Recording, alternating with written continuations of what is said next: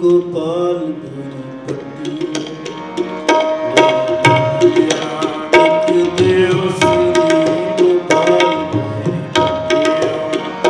मेरी पट्टिया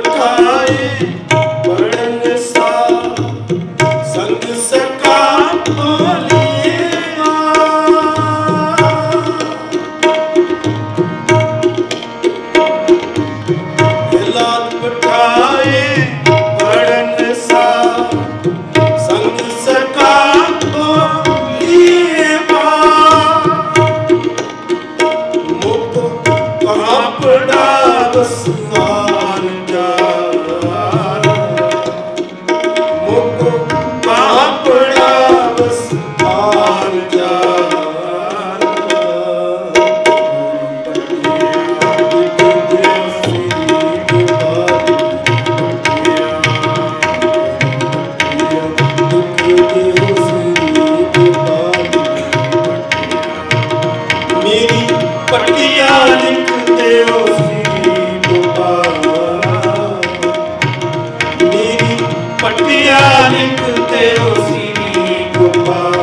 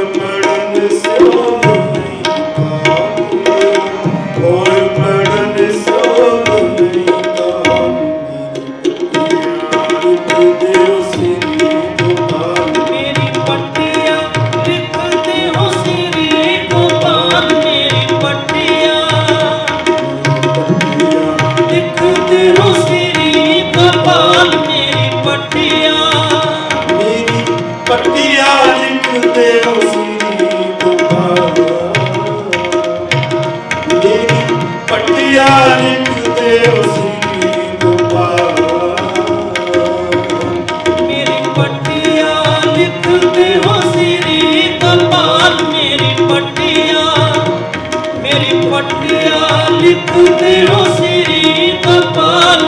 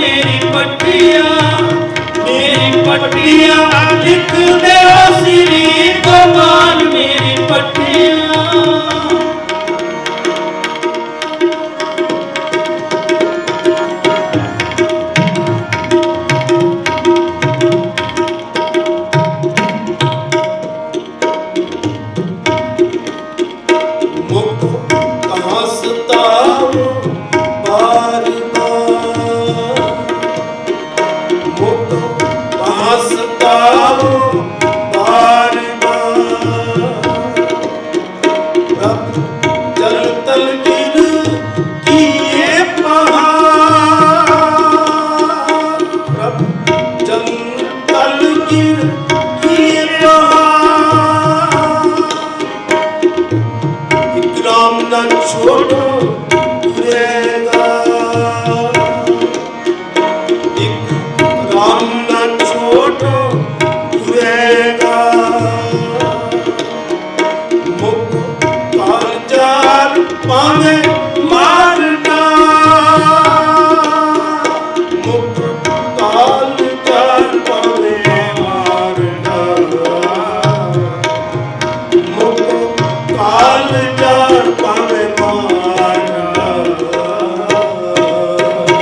मेरी पटिया श्री गोपाल, मेरी पटिया, मेरी पटिया लिख दे श्री गोपाल, मेरी पटिया, मेरी पटिया लिख दे श्री गोपाल, मेरी पटिया, मेरी पटिया लिख दे श्री गोपाल, मेरी पटिया लिख दे श्री गोपाल, मेरी पटिया लिख दे श्री गोपाल, मेरी पटिया, मेरी पटिया लिख दे श्री गोपाल, मेरी पटिया।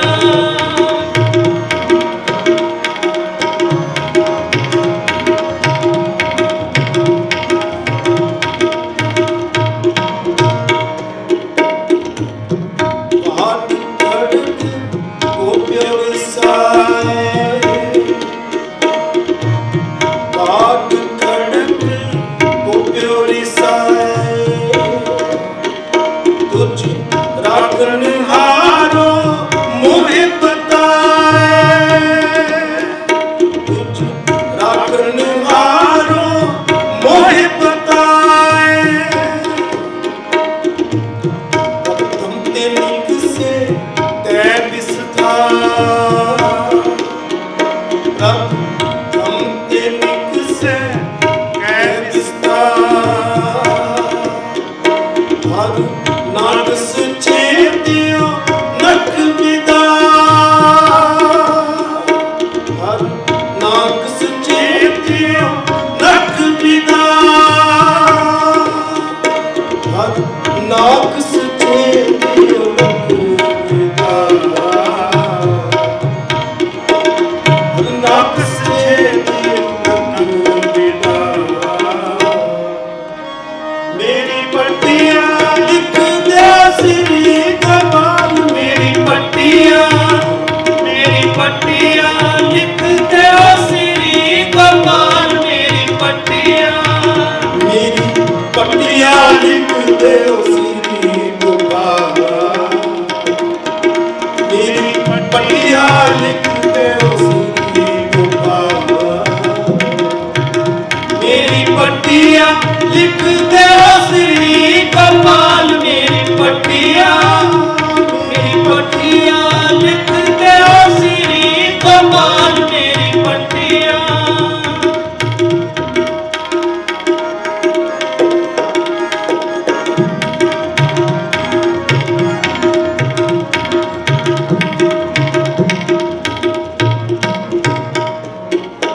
ओए परम पुरख देवाल में, ओए परम पुरख देवाल में। भगत है तू नरसिंह पे, भगत है तू नरसिंह पे। कहे कबीर को लखे ना पा, कहे कबीर को लखे ना पा। प्रहलाद उदारे अनेक बार, प्रहलाद उदारे अनेक बार, प्रहलाद उदारे अनेक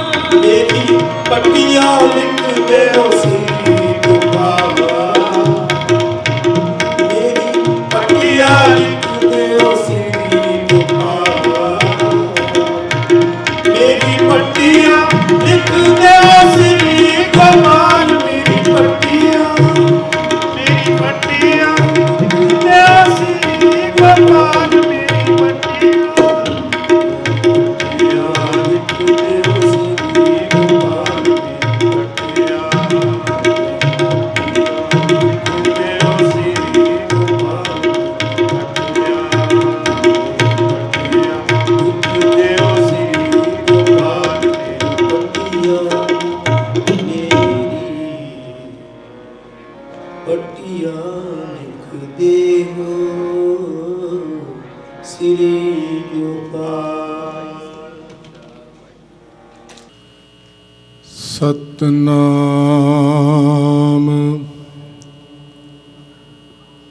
ਵਾਹਿਗੁਰੂ ਸਾਹਿਬ ਜੀਓ। ਜਿਉ ਬੁਲਾਵੈ ਤਿਉ ਬੁਲਹਿ ਸੁਆਮੀ, ਕੁਦਰਤ ਕਵਨ ਹਮਾਰੀ।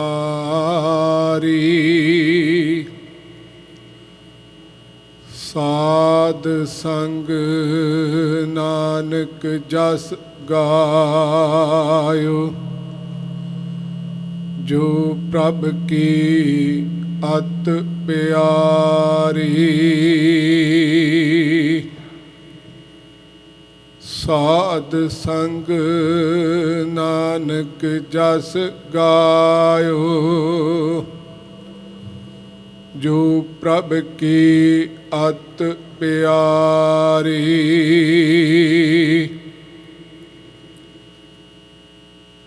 ਜੁਗ ਹੋ ਜੁਗ ਅਟਲ,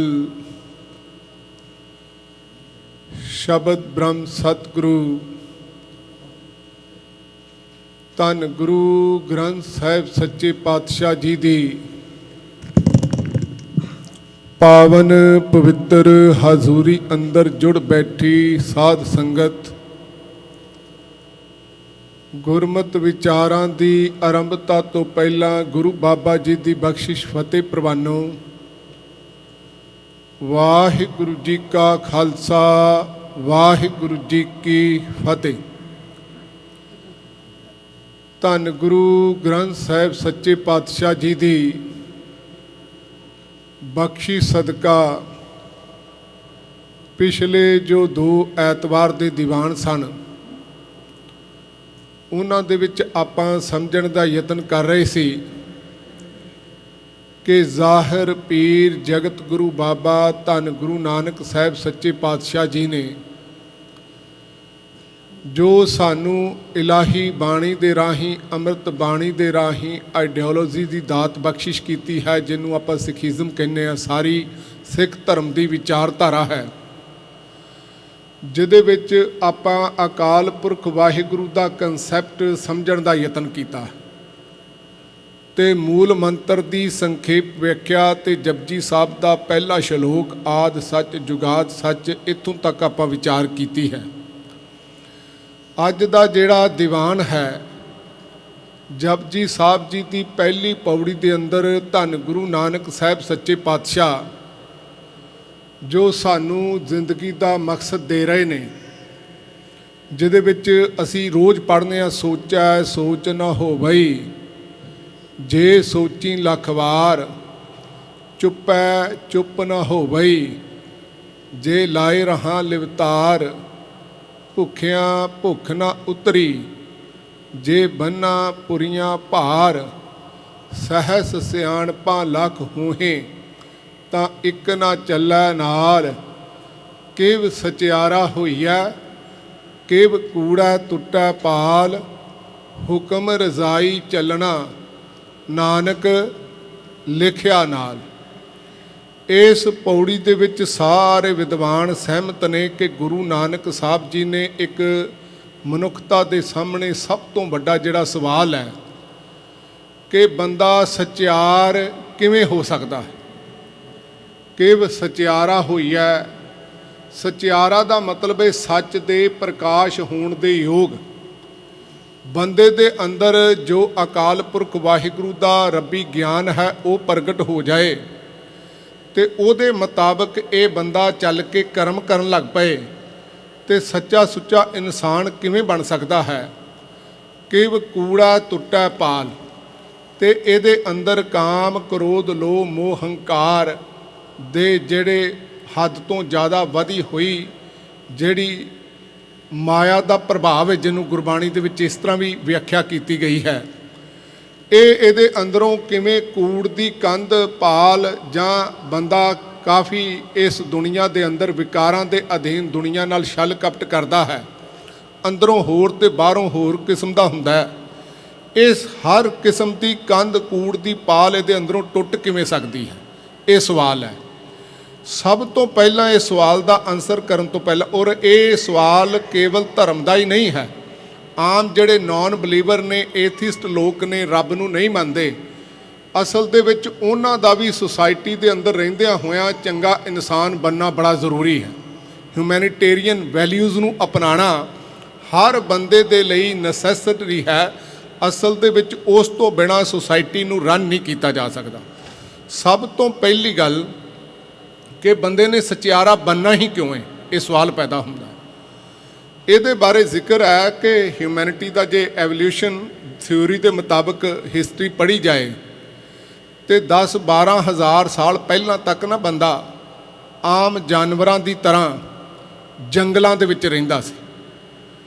ਤੇ ਜੰਗਲਾਂ ਦੇ ਵਿੱਚ ਰਹਿੰਦਿਆਂ ਹੋਇਆਂ, ਕਿਉਂਕਿ ਬੰਦਾ ਸੁਸਾਇਟੀ ਦਾ ਮੈਂਬਰ ਨਹੀਂ ਸੀ, ਅਜੇ ਸੁਸਾਇਟੀ ਹਿਊਮਨ ਬੀਇੰਗ ਨੇ ਕ੍ਰੀਏਟ ਨਹੀਂ ਸੀ ਕੀਤੀ, ਇਹ ਸਟਰਕਚਰ ਤਿਆਰ ਨਹੀਂ ਸੀ ਹੋਇਆ, ਉਦੋਂ ਟੋਟਲੀ ਬੰਦਾ ਆਜ਼ਾਦ ਸੀ, ਜਿਵੇਂ ਚਾਹੁੰਦਾ ਸੀ ਉਸ ਤਰ੍ਹਾਂ ਰਹਿ ਸਕਦਾ ਸੀ। ਜਿਹਨੂੰ ਕੁਝ ਵਿਦਵਾਨਾਂ ਨੇ ਜਿਵੇਂ ਥਾਮਸ ਹੌਬਸ, ਜੌਹਨ ਲੋਕ ਵਰਗਿਆਂ ਨੇ ਕਿਹਾ ਸਟੇਟ ਆਫ ਨੇਚਰ, ਵੀ ਬੰਦਾ ਉਦੋਂ ਨਾ ਬੁਰੇ ਭਲੇ ਦਾ ਸੁਸਾਇਟੀ ਦੇ ਵਿੱਚ ਕਨਸੈਪਟ ਪੈਦਾ ਹੋਇਆ, ਚੰਗੇ ਮਾੜੇ ਦਾ ਕੋਈ ਕਨਸੈਪਟ ਨਹੀਂ ਹੈ। ਬੰਦਾ ਕੇਵਲ ਸਰਵਾਈਵ ਕਰਨ ਦੇ ਲਈ, ਜੀਣ ਦੇ ਲਈ ਯਤਨ ਕਰ ਰਿਹਾ ਹੈ, ਤੇ ਜੋ ਉਹਨੂੰ ਚੰਗਾ ਲੱਗਦਾ ਹੈ, ਕਿਉਂਕਿ ਉਹ ਟੋਟਲੀ ਪ੍ਰਕਿਰਤੀ ਨੇਚਰ ਦੇ ਉੱਤੇ ਡਿਪੈਂਡ ਖਾ ਸਕਦਾ ਹੈ, ਤੇ ਜਿਹੜੀਆਂ ਉਹਦੇ ਅੰਦਰ ਭੁੱਖਾਂ ਪੈਦਾ ਹੁੰਦੀਆਂ ਉਹਨਾਂ ਨੂੰ ਪੂਰੀਆਂ ਕਰ ਸਕਦਾ, ਤੇ ਕਿਸੇ ਲਈ ਉਹ ਰਿਸਪੌਂਸੀਬਲ ਨਹੀਂ ਹੈ। ਤੇ ਅਸਲ ਦੇ ਵਿੱਚ ਵਿਚ is called state of nature, ਉਹ ਸਟੇਟ ਆਫ ਨੇਚਰ ਦੇ ਵਿੱਚ ਰਹਿ ਰਿਹਾ। ਪਰ ਜਦੋਂ ਬੰਦੇ ਨੇ ਐਗਰੀਕਲਚਰ ਰੈਵੋਲਿਊਸ਼ਨ ਆਇਆ, ਇੱਕ ਥਾਂ ਤੇ ਰਹਿਣਾ ਸ਼ੁਰੂ ਕੀਤਾ, ਪਿੰਡਾਂ ਦੇ ਵਿੱਚ, ਬਸਤੀਆਂ ਦੇ ਵਿੱਚ, ਸ਼ਹਿਰਾਂ ਦੇ ਵਿੱਚ, ਕਿਉਂਕਿ ਹੁਣ ਬੰਦੇ ਨੇ ਦੂਸਰਿਆਂ ਨਾਲ ਇੰਟਰੈਕਸ਼ਨ ਕਰਨਾ ਸੀ, ਉਦੋਂ ਫਿਰ ਕੁਝ ਅਸੂਲ ਸੁਸਾਇਟੀ ਨੂੰ ਰਨ ਕਰਨ ਦੇ ਲਈ ਘੜੇ ਗਏ ਵੀ ਆ ਝੂਠ ਨਹੀਂ ਬੋਲਣਾ ਤਾਂ ਕਿ ਦੂਜੇ ਨਾਲ ਧੋਖਾ ਨਾ ਹੋਵੇ, ਤੇ ਵਿਕਾਰ ਹੱਦ ਤੋਂ ਜ਼ਿਆਦਾ ਵਧੇ ਨਹੀਂ ਹੋਣੇ, ਕਿਉਂਕਿ ਦੂਜੇ ਦੀ ਇੱਜ਼ਤ ਆਬਰੂ ਨੂੰ ਹੱਥ ਨਾ ਪਾਇਆ ਜਾ ਸਕੇ। ਤੇ ਉਸ ਸਮੇਂ ਕੁਝ ਸੁਸਾਇਟੀ ਨੂੰ ਰਨ ਕਰਨ ਦੇ ਲਈ ਅਸਲ ਦੇ ਵਿੱਚ ਅਸੂਲ ਘੜਨ ਦੀ ਬੜੀ ਜ਼ਰੂਰਤ ਸੀ, ਤੇ ਹਿਊਮਨ ਬੀਇੰਗ ਨੇ ਉਹ ਘੜੇ ਨੇ। ਤੇ ਇਹਦੇ ਵਿੱਚ ਆਉਣ ਵਾਲੇ ਉਸ ਤੋਂ ਬਾਅਦ ਸਮਾਂ ਜਿਵੇਂ ਲੰਘਦਾ ਗਿਆ, ਤੇ ਕੁਝ ਰਾਜੇ ਜਿਹੜੇ ਆਮ ਕਰਕੇ ਲੋਕਾਂ ਦੇ ਉੱਤੇ ਕਾਬਜ਼ ਹੋ ਕੇ, ਕੁਝ ਬੰਦੇ ਲੈ ਕੇ, ਤੇ ਉਹਨਾਂ ਦੇ ਆਪਣੇ ਮੋਨਾਰਕੀ ਸਿਸਟਮ ਪੈਦਾ ਹੋਇਆ। ਫਿਰ 7000 ਸਾਲ ਪਹਿਲਾਂ ਨਾ ਕੁਦਰਤ ਦੇ ਵਿੱਚ ਇੱਕ ਰੱਬ ਦਾ ਕਨਸੈਪਟ ਪੈਦਾ ਹੋਇਆ, ਤੇ ਉਹ ਰੱਬ ਦੇ ਨਾਲ ਸਾਰੇ ਗੁਣ ਤੇ ਉਹਨੂੰ ਪ੍ਰਵਾਨ ਹੋਣ ਦੇ ਲਈ ਕੁਝ ਅਸੂਲਾਂ ਦੀ ਜਿਹੜੀ ਗੱਲ ਪ੍ਰੋਫਿਟਸ ਲੋਕਾਂ ਨੇ ਕੀਤੀ ਹੈ, ਜੂਡਿਜ਼ਮ ਦੇ ਵਿੱਚ ਖਾਸ ਕਰਕੇ ਇੱਕ ਰੱਬ ਦਾ ਵੈਸਟ ਦੇ ਵਿੱਚ ਜਿਹੜਾ ਹੋਇਆ, ਤੇ ਦੂਸਰਾ ਇੰਡੀਆ ਦੇ ਵਿੱਚ ਇੱਕ ਬ੍ਰਹਮ ਦਾ ਜਿਹੜਾ ਕਨਸੈਪਟ ਸੀ। ਤੇ ਉਸ ਅਕਾਲ ਪੁਰਖ ਵਾਹਿਗੁਰੂ ਨੂੰ ਮਿਲਣਾ ਬੰਦੇ ਦਾ ਮਕਸਦ ਮੰਨਿਆ ਗਿਆ। ਉਹਦੇ ਵਿੱਚ ਵੀ ਅਸੀਂ ਪਿਛਲੇ ਦੀਵਾਨਾਂ ਦੇ ਵਿੱਚ ਸਮਝਣ ਦਾ ਯਤਨ ਕੀਤਾ ਕਿ ਜਿਹੜੇ ਅਸੂਲ ਅਕਾਲ ਪੁਰਖ ਵਾਹਿਗੁਰੂ ਨੂੰ ਮਿਲਣ ਲਈ ਚਾਹੀਦੇ ਨੇ, ਉਹ ਬੰਦੇ ਨੂੰ ਜ਼ਿੰਦਗੀ ਜਿਉਣ ਲਈ, ਲਿਵ ਐਂਡ ਲੈਟ ਲਿਵ, ਜੀਓ ਤੇ ਜੀਓ ਦੇਣ ਲਈ ਬੜੇ ਜ਼ਰੂਰੀ ਨੇ। ਭਾਵੇਂ ਸੱਚ ਹੋਵੇ, ਸੰਤੋਖ ਹੋਵੇ, ਦਇਆ ਹੋਵੇ, ਧਰਮ ਹੋਵੇ, ਕਾਮ ਕ੍ਰੋਧ ਲੋਭ ਮੋਹ ਹੰਕਾਰ ਤੋਂ ਸਾਰੇ ਔਗਣਾਂ ਤੋਂ ਬਚਣਾ ਹੋਵੇ, ਇਹ ਸਾਰੀਆਂ ਬੁਰਾਈਆਂ ਤੋਂ ਬਚਣਾ ਤੇ ਚੰਗੇ ਕੰਮ ਕਰਨੇ, ਇਹ ਸੁਸਾਇਟੀ ਲਈ ਜ਼ਰੂਰੀ ਸਨ, ਸੁਸਾਇਟੀ ਨੂੰ ਰਨ ਕਰਨ ਲਈ। ਪ੍ਰੋਫਿਟਸ ਲੋਕਾਂ ਨੇ ਸਾਰੇ ਗੁਣ ਚੰਗੇ ਜਿੰਨੇ ਸਨ ਉਹ ਅਕਾਲ ਪੁਰਖ ਵਾਹਿਗੁਰੂ ਦੇ ਵਿੱਚ ਬਿਆਨ ਕੀਤੇ ਨੇ। ਉਹ ਬੰਦੇ ਦੇ ਅੰਦਰ ਉਹਦਾ ਸੰਚਾਰ ਕਰਨ ਦੇ ਲਈ ਬੰਦਾ ਨੂੰ ਇੱਕ ਮਕਸਦ ਜਿਹੜਾ ਬਿਆਨ ਕੀਤਾ ਗਿਆ, ਉਹ ਹੈ ਅਕਾਲ ਪੁਰਖ ਵਾਹਿਗੁਰੂ ਨੂੰ ਮਿਲਣਾ, ਜਿਹਨੂੰ ਅਸੀਂ ਕਹਿੰਦੇ ਆ ਵੀ ਸਚਿਆਰਾ, ਸੱਚ ਦੇ ਪ੍ਰਕਾਸ਼ ਹੋਣ ਦੇ ਯੋਗ ਜਿਹੜਾ ਬੰਦਾ ਬਣ ਜਾਏ। ਤੇ ਅਸਲ ਦੇ ਵਿੱਚ ਧਰਮ ਦੇ ਇੰਸਟੀਟਿਊਸ਼ਨ ਨੇ ਜਿਹੜਾ ਗਿਆਨ ਦਿੱਤਾ ਹੈ ਤੇ ਜਿਹੜਾ ਡਿਸਪਲਿਨ ਦਿੱਤਾ ਹੈ, ਉਹ ਕਈ ਗੁਣਾਂ ਦੇ ਵਿੱਚ ਚੰਗਾ, ਖਾਸ ਕਰਕੇ ਜਿਹੜਾ ਗੁਰੂ ਨਾਨਕ ਸਾਹਿਬ ਨੇ ਆਈਡੀਓਲੋਜੀ ਦਿੱਤੀ ਹੈ ਨਾ, ਉਹ ਆਪਣੇ ਆਪ ਦੇ ਵਿੱਚ ਬਾ ਕਮਾਲ ਹੈ। ਜਿਵੇਂ ਐਗਜ਼ਾਮਪਲ ਦੇ ਤੌਰ ਤੇ, ਕਿਉਂਕਿ ਜਿਵੇਂ ਬੰਦੇ ਦੇ ਵਿੱਚ ਇੰਡੀਵਿਜੂਅਲੀ ਤੌਰ ਤੇ ਅਗਿਆਨਤਾ ਹੁੰਦੀ ਹੈ ਨਾ, ਤੇ ਪੂਰੀ ਸੁਸਾਇਟੀ ਵੀ ਕਈ ਵਾਰੀ ਬੜੇ ਪੁੱਠੇ ਕੰਮ ਕਰਨ ਨੂੰ ਹੀ ਪ੍ਰਵਾਨ ਕਰ ਲੈਂਦੀ ਰਹੀ, ਕਿਉਂਕਿ ਅਸੀਂ ਲਗਾਤਾਰ ਵਿਕਾਸ ਬੰਦਾ ਕਰ ਰਿਹਾ। ਜਿਵੇਂ ਐਗਜ਼ਾਮਪਲ ਦੇ ਤੌਰ ਤੇ ਸਾਰੀ ਦੁਨੀਆ ਦੇ ਅੰਦਰ ਬੰਦੇ ਨਾਲ ਨਫ਼ਰਤ ਕਰਦਾ ਸੀ, ਕਿਸੇ ਨਾ ਕਿਸੇ ਕਾਸਟ ਕਰਕੇ, ਕਲਰ ਕਰਕੇ, ਤੁਹਾਨੂੰ ਪਤਾ ਹੁਣ ਤੱਕ ਹੁੰਦੀ ਰਹੀ ਹੈ। ਤੇ ਇਹਦਾ ਮਤਲਬ ਪਿਛਲੇ ਸਮਾਜਾਂ ਦੇ ਅੰਦਰ ਹਿੰਦੁਸਤਾਨ ਦੇ ਵਿੱਚ ਕਾਸਟਿਜ਼ਮ ਨੂੰ ਜਾਇਜ਼ ਠਹਿਰਾਇਆ ਜਾਂਦਾ ਸੀ। ਜਿਹੜਾ ਉਹਨਾਂ ਦਾ ਬ੍ਰਹਮ ਸੀ ਨਾ ਅਸਲ ਦੇ ਵਿੱਚ, ਜਿੱਥੋਂ ਵੇਦ ਸ਼ਾਸਤਰਾਂ ਸਿਮਰਤੀਆਂ ਦੀ ਸਾਰੇ ਸਕ੍ਰਿਪਚਰਸ ਦੀ ਜਿਹੜੀ ਆਮਦ ਹੋਈ ਦੱਸੀ ਜਾਂਦੀ ਸੀ, ਉਹ ਰੱਬ ਵੀ ਅਸਲ ਦੇ ਵਿੱਚ ਵਿਤਕਰਾ ਪਸੰਦ ਸੀ। ਇਸ ਲਈ ਫਿਲਾਸਫੀ ਦਿੱਤੀ ਜਾਂਦੀ ਸੀ ਕਿ ਜਿਹੜਾ ਬੰਦਾ ਪਿਛਲੇ ਜਨਮ ਦੇ ਵਿੱਚ ਬੁਰੇ ਕੰਮ ਕਰਦਾ ਹੈ ਉਹ ਜਾਂ ਗਰੀਬ ਪੈਦਾ ਹੁੰਦਾ ਹੈ ਤੇ ਜਾਂ ਕਿਸੇ ਨੀਵੀਂ ਕਾਸਟ ਦੇ ਵਿੱਚ, ਅਖੌਤੀ ਨੀਵੀਂ ਕਾਸਟ ਦੇ ਵਿੱਚ ਪੈਦਾ ਹੁੰਦਾ। ਇਹਦਾ ਮਤਲਬ ਜਿਹੜੀ ਪ੍ਰੀਸਟਲੀ ਕਲਾਸ ਸੀ ਉਹ ਵੀ ਲੋਕਾਂ ਨਾਲ ਧੱਕਾ ਕਰ ਰਹੀ ਸੀ ਤੇ ਸਮਾਜ ਦੇ ਵਿੱਚ ਵੀ ਵਿਤਕਰੇ ਨੂੰ ਪ੍ਰਵਾਨ ਕੀਤਾ ਜਾ ਰਿਹਾ ਸੀ। ਪਰ ਸਦੀਆਂ ਦੇ ਵਿਕਾਸ ਤੋਂ ਬਾਅਦ ਅੱਜ ਹਿਊਮਨ ਬੀਇੰਗ ਨੇ ਰਿਅਲਾਈਜ਼ ਕੀਤਾ ਕਿ ਇਹ ਬੰਦੇ ਦੇ ਖਿਲਾਫ ਬੜਾ ਵੱਡਾ ਜ਼ੁਲਮ ਰਿਹਾ ਤੇ ਇਸ ਕਰਕੇ ਦੁਨੀਆ ਦੇ ਸਾਰੇ ਦੇਸ਼ਾਂ ਨੂੰ ਅੱਜ ਪੋਲੀਟੀਕਲ ਲੈਵਲ ਦੇ ਉੱਤੇ ਕਾਨੂੰਨ ਬਣਾ ਕੇ ਇਕੁਅਲੀ ਟਰੀਟ ਕਰਨ ਦਾ ਹਿਦਾਇਤ ਕਰਕੇ ਸਿਖਾਉਣਾ ਪੈ ਰਿਹਾ ਅੱਜ ਤੱਕ। ਹਾਲਾਂਕਿ ਸਾਰੇ ਨਹੀਂ ਸਿੱਖ ਸਕੇ, ਅੱਜ ਵੀ ਵਿਤਕਰਾ ਉਸੇ ਤਰ੍ਹਾਂ ਜਾਰੀ ਹੈ। ਇਸੇ ਤਰ੍ਹਾਂ ਆਪਾਂ ਜਿਵੇਂ ਅਗਲੇ ਐਤਵਾਰ, ਜਿਵੇਂ 8 ਤਰੀਕ ਨੂੰ ਇੰਟਰਨੈਸ਼ਨਲ ਵੂਮਨ ਡੇ ਮਨਾਉਣਾ ਹੈ। ਤੁਹਾਨੂੰ ਪਤਾ, ਭਾਵੇਂ ਵੈਸਟ ਦੀ ਸੁਸਾਇਟੀ ਹੋਵੇ, ਭਾਵੇਂ ਜਿਹੜੀ ਈਸਟ ਦੀ ਇੰਡੀਆ ਦੀ ਫਿਲਾਸਫੀ ਹੋਵੇ, ਸਾਰੀਆਂ ਫਿਲਾਸਫੀਜ਼ ਦੇ ਅੰਦਰ ਇੱਥੋਂ ਤੱਕ ਵੀ ਧਰਮਾਂ ਦੇ ਵਿੱਚ ਜਿਹੜੇ ਪਹਿਲਾਂ ਪੈਦਾ ਹੋਏ ਸਨ ਗੁਰੂ ਨਾਨਕ ਸਾਹਿਬ ਜੀ ਤੋਂ, ਔਰਤ ਦੇ ਨਾਲ ਬੜਾ ਵੱਡਾ ਧੱਕਾ ਕੀਤਾ ਗਿਆ ਸੀ। ਉਹਨੂੰ ਕੋਈ ਰਾਈਟ ਨਹੀਂ ਸੀ ਦਿੱਤੇ ਗਏ।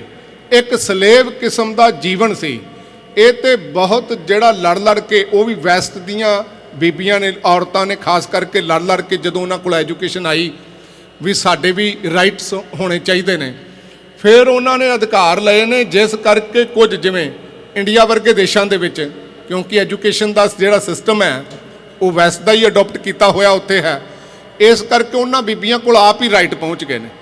ਜਾਂ ਇਸ ਤਰ੍ਹਾਂ ਕਹਿ ਲਈਏ ਵੀ ਸਿੱਖੀਜ਼ਮ ਦੇ ਵਿੱਚ ਗੁਰੂ ਨਾਨਕ ਸਾਹਿਬ ਨੇ ਅੱਜ ਤੋਂ 500 ਸਾਲ ਪਹਿਲਾਂ ਇਹ ਗੱਲ ਕਰ ਦਿੱਤੀ ਸੀ, ਸੋ ਕਿਉ ਮੰਦਾ ਆਖੀਐ ਜਿਤ ਜੰਮੇ ਰਾਜਾਨ।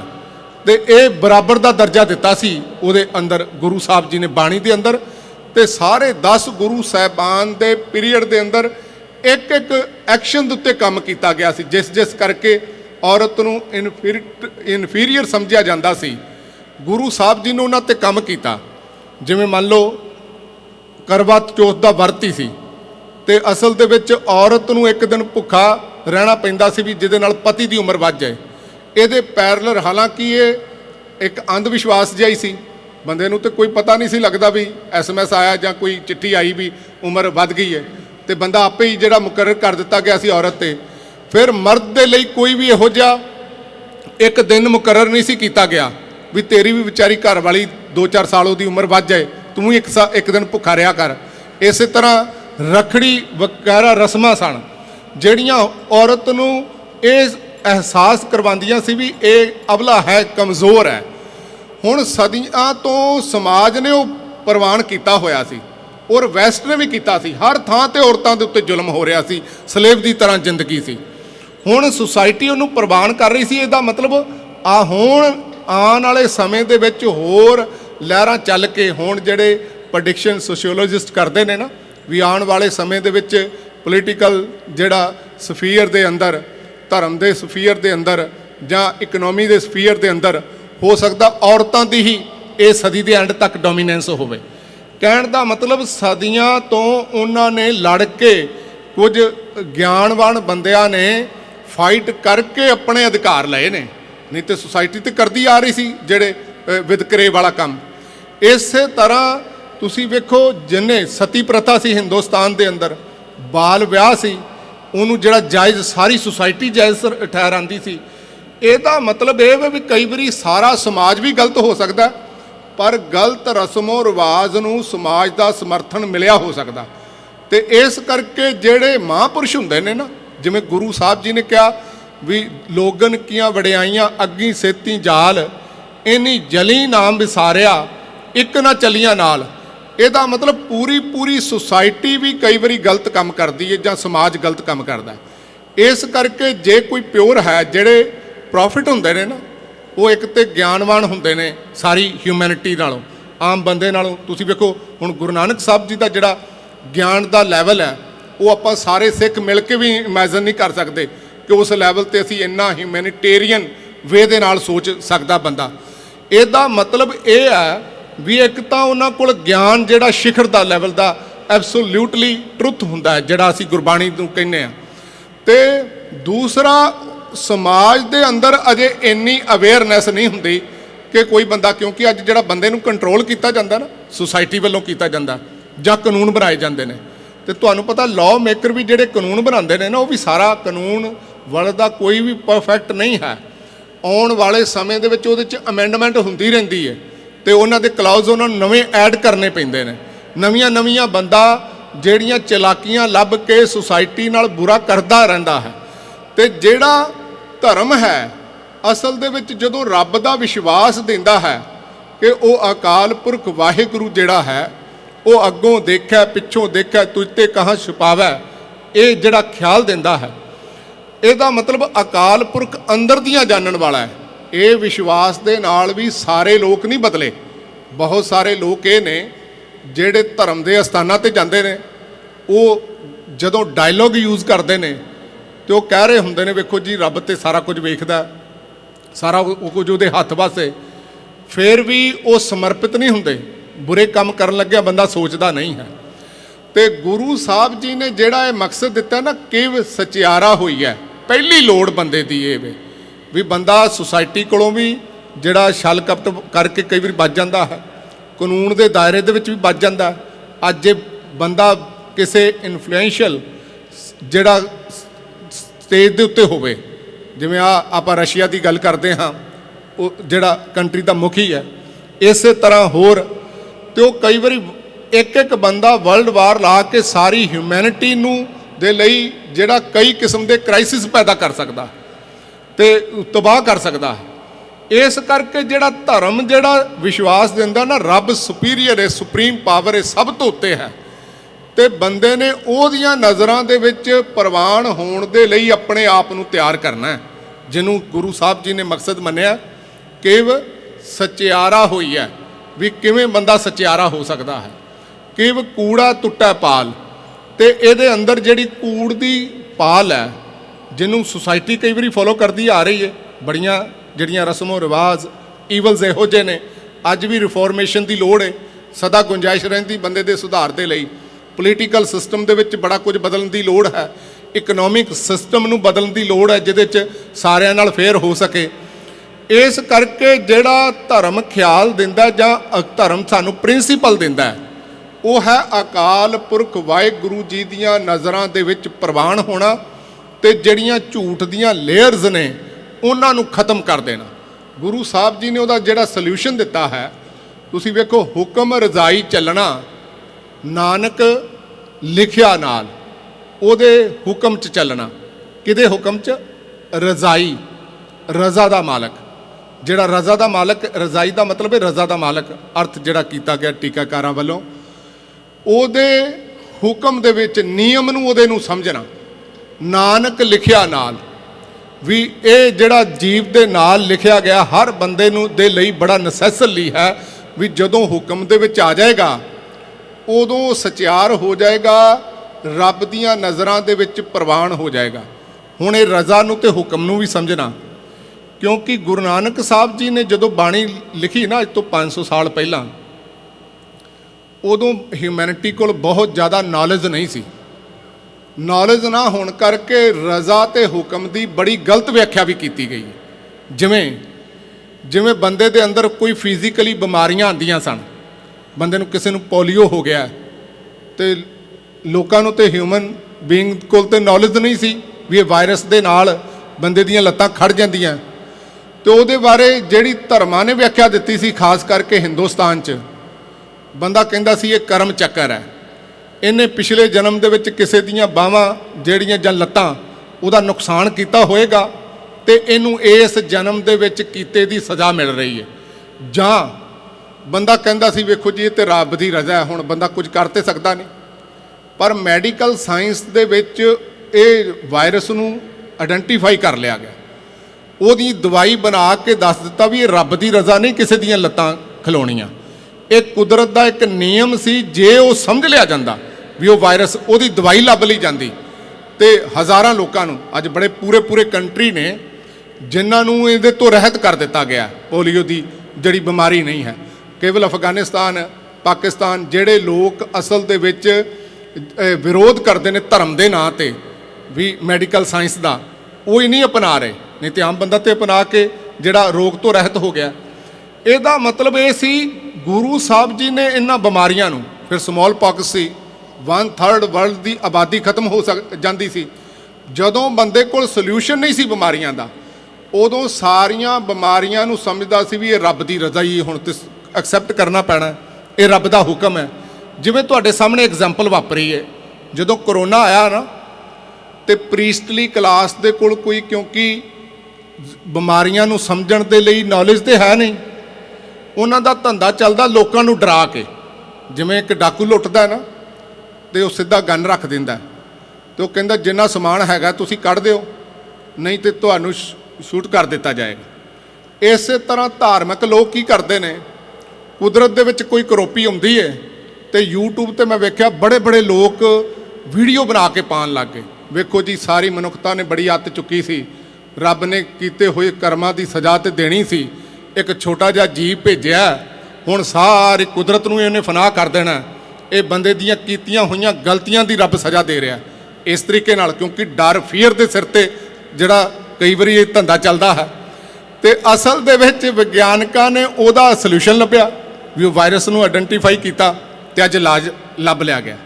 ਕਹਿਣ ਦਾ ਮਤਲਬ, ਨਹੀਂ ਤੇ ਇਹਨੂੰ ਵੀ ਰੱਬ ਦੀ ਕਰੋਪੀ ਜਾਂ ਰੱਬ ਦੀ ਅਸਲ ਦੇ ਵਿੱਚ ਦਿੱਤੀ ਹੋਈ ਹਿਊਮੈਨਿਟੀ ਨੂੰ ਸਜ਼ਾ ਸਮਝ ਕੇ ਹਜ਼ਾਰਾਂ ਬਿਮਾਰੀਆਂ ਦੀ ਇਸ ਤਰ੍ਹਾਂ ਜਿਹੜੀ ਪ੍ਰੀਸਟਲੀ ਕਲਾਸ ਵੱਲੋਂ ਵਿਆਖਿਆ ਕੀਤੀ ਜਾਂਦੀ ਰਹੀ ਹੈ। ਪਰ ਗੁਰੂ ਸਾਹਿਬ ਨੇ ਜਿਹੜਾ ਹੁਕਮ ਰਜ਼ਾਈ ਕਿਹਾ ਨਾ, ਇਹਨੂੰ ਹੋਰ ਡੀਪਲੀ ਸਮਝਣ ਦੀ ਲੋੜ ਹੈ। ਇਹਦੀ ਵਿਆਖਿਆ ਇਸ ਤਰ੍ਹਾਂ ਨਹੀਂ ਹੋਏਗੀ।